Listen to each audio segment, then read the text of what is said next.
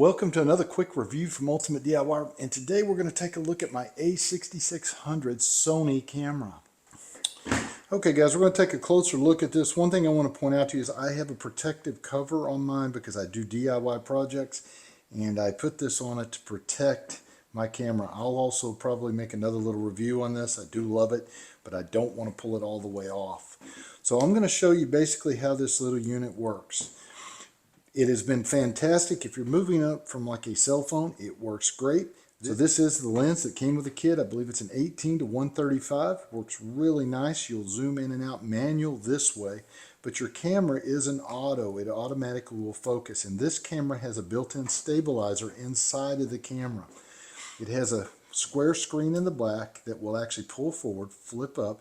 You can look from here, but what I really like is I can turn it this direction so that if I'm filming, I can actually see myself in the camera. Some of the features on this thing you're going to do right here in the dial. Auto is where I generally will take most of my regular pictures, and I'll go over to the little film strip button, and that's where I take most of my videos. Now there are other functions in here that you would have to learn. It'll take a little time to figure out. You also have a C1 and a C2 for setting up special functions there. You turn it on and off right here. And it has the little mount where you can mount flashes, and it's where I generally will mount my external mics right here. And if you look on the back, to start recording, you're going to push this little red record button here, and you can reprogram that to be something else. Or if I'm going to snap pictures, my shutter button is right here on the very top. If I'm going to work through the menu, I push my menu button here, and I can use the little dial button and work through all of my menus to do all of my presets and things like that.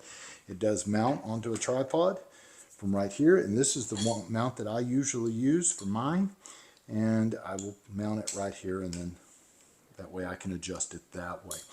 Batteries are super simple on this thing. You just flip this open right here, push the little lever at the bottom, the battery comes out just like that.